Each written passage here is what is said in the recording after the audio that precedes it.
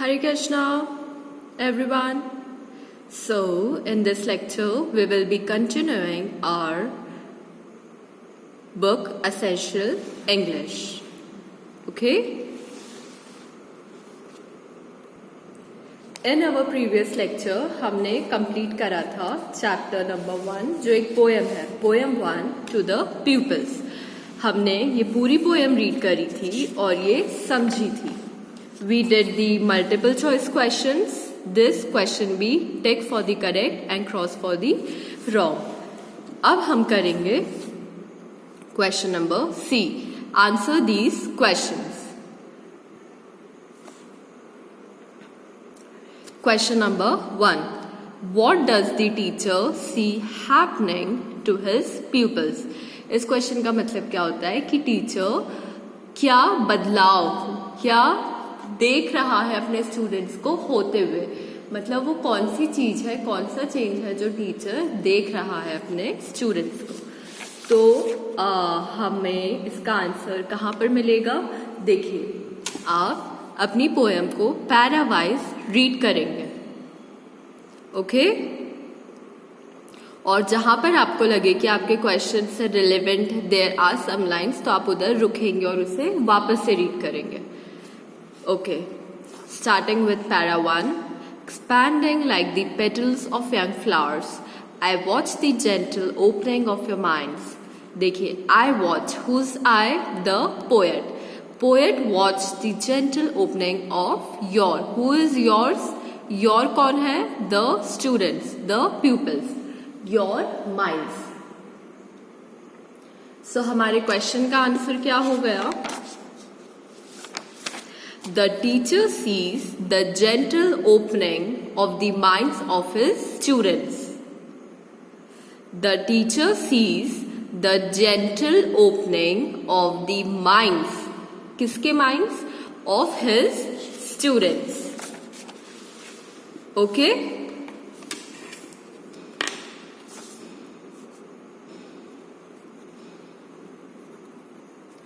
The teacher sees the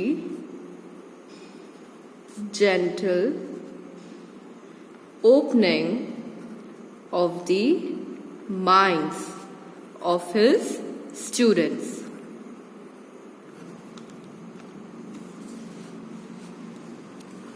Question 2.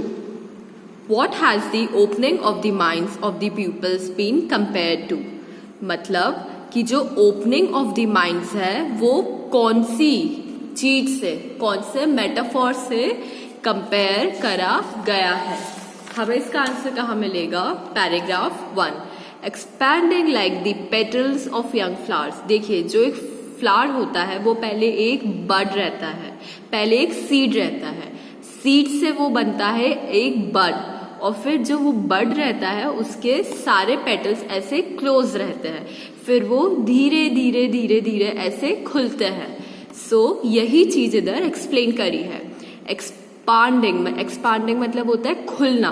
Like the petals, petals मतलब फूलों की पत्तियां, पेटल्स ऑफ यंग फ्लावर्स. सो और ऐसे ही जो छोटे छोटे स्टूडेंट्स हैं टीचर के, उनका भी जो माइंड है वो ऐसे धीरे धीरे ओपन हो रहा है. तो ये दोनों चीजें they are saying the same thing. ये दोनों चीजें एक ही चीज कहना चाह रही है. So the opening of the mind, ये किससे कंपेयर करा है? Expanding like the petals of young flowers. तो हमारे क्वेश्चन का आंसर क्या हो जाएगा? What has the opening of the minds of the peoples been compare to? It is compare to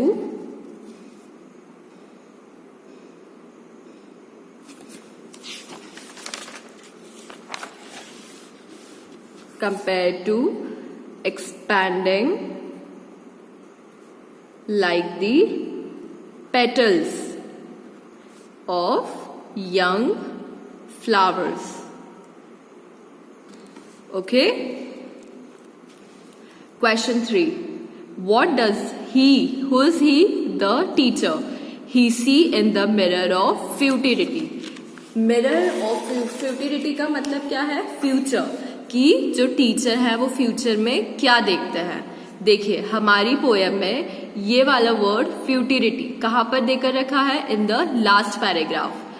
fame in the mirror of futility, fame दिखती है teacher को in the mirror of futility.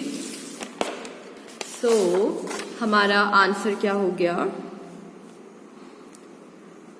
The poet sees fame in the mirror of futility. मतलब भविष्य में poet को fame दिखती है, किसकी फेम, उनके स्टूडेंट्स की।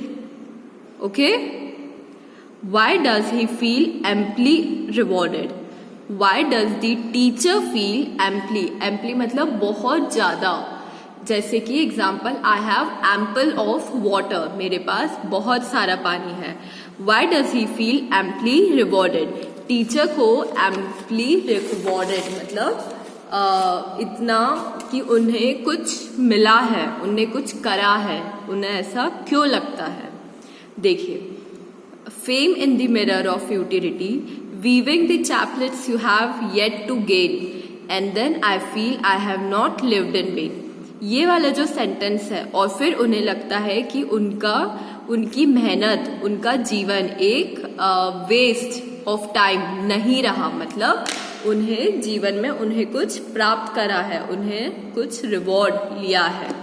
तो टीचर को ऐसा क्यों लगता है, बिकॉज देखिए ये हमारा आंसर है, weaving the chaplets you have yet to gain, because he was the mentor of these young students who will gain fame in the mirror or who will gain fame in future।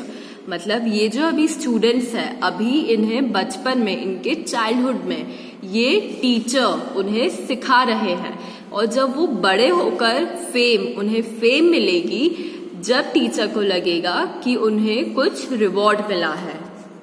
आप समझे इस बात को।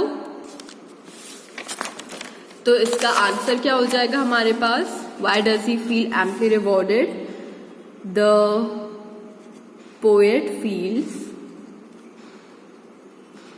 Amply rewarded because he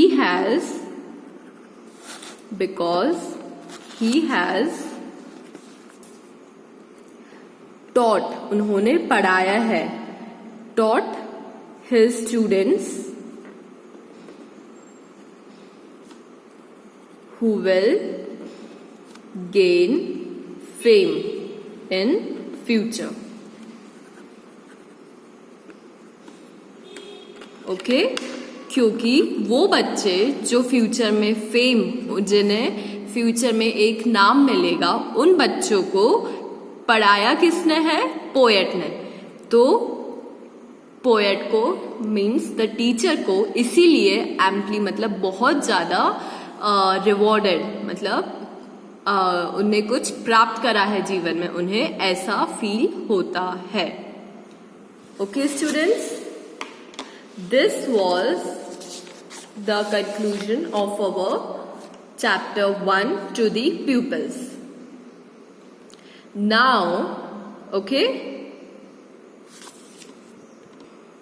thank you so much. Hare Krishna.